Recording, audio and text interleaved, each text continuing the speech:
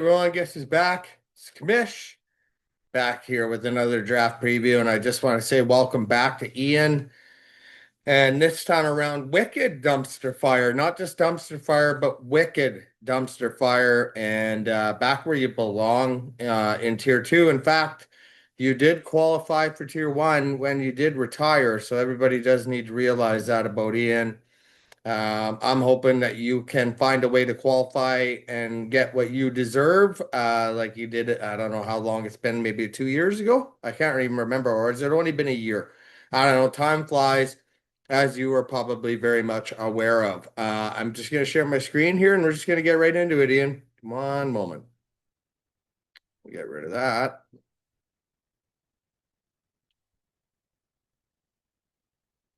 All right, here we go. Wicked dumpster fire. And you can see everything's on fire here for Ian. All right, so looking at the keeper situation, you took over the team from Joe Paku, and I think most of us are happy about that for sure. Nothing against Joe Paku, but I definitely feel you're going to be a lot more active. I noticed you switched up the keepers a little bit. The first change you made right away was going Jalen Hurts over T-Law. We'll have to see if that's the right move. Maybe you're going double stack here with Jalen Hurts and Saquon Barkley. They may very well run the ball a lot more this year, just due to the fact that AJ Brown's gone, right? So can Devontae Smith be the true number one? Where's Makai Lemon fit in? He's already hurt or at least not participating. So maybe they run the ball a lot more, and maybe that's a lot of RPOs with Jalen. And then, of course, Saquon, hoping he can get back to Super Bowl form like he did a couple of years ago. I also like the change you made adding Jordan Mason as your keeper at running back. I think that was the right move as well. Mason still has Aaron Jones there. I know they brought in a rookie too, but I still think Mason's the goal line back there, and he should be able to get the touchdowns for you, hopefully in mini.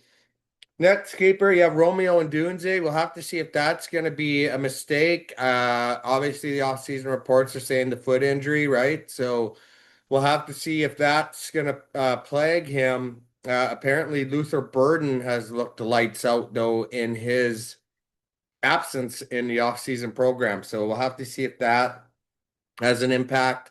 Obviously, best tight end, in my opinion, to own in fantasy this year, Brock Bowers.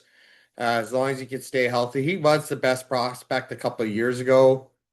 If he can get some decent quarterback play there, and Cousins can't throw it farther than 10 yards anyway, so could be a lot of tight end throws this year for Brock Bowers. And then at IDP, you're going to go Olakun, the veteran for Jacksonville. He's always been a bit of a tackling machine, but he definitely is getting up there in years. Looking at who else you could have kept, well, I already touched on it with T-Law. He's got a lot of targets there in Jacksonville, so that one's interesting. Maybe Jake Ferguson, but again, hard to say there. He had a good start to the year last year, but then kind of faded away. Looking at IDPs, maybe Hufanga.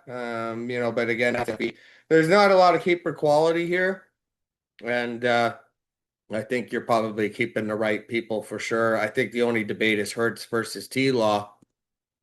Your recap for last year, well, you were out of the country. So you weren't part of the fam last year, but you've always been part of the fam. And like I told you when you retired, you just reach out when you're ready to come back in. You've done that while your dad got things started, and I'm thankful to Bruce for that. And as I had already mentioned, you did qualify for tier one in your retirement year. Looking at your pick situation, well, you landed into a pretty decent situation. The owner before you didn't trade any picks. So this is a very easy draft pick scenario to prepare for.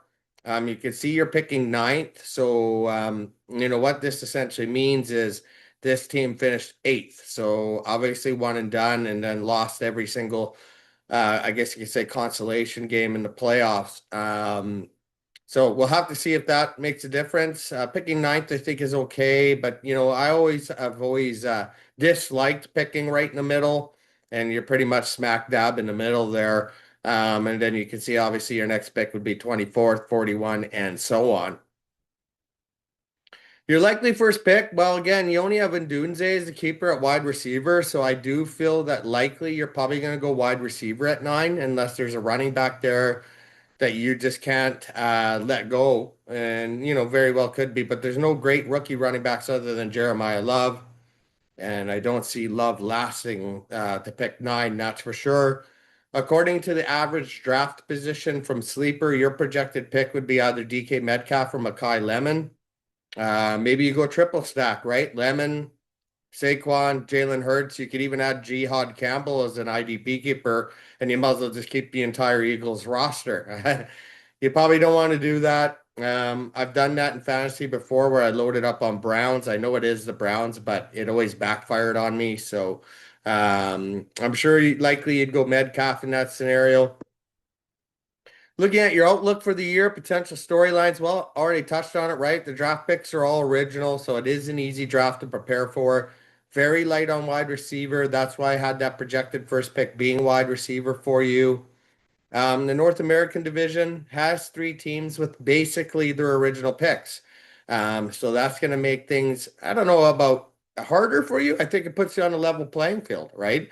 The other team is missing a lot of early round picks, tier 3 qualifier, but has good keepers. So I think you have a chance to compete for the division, really do.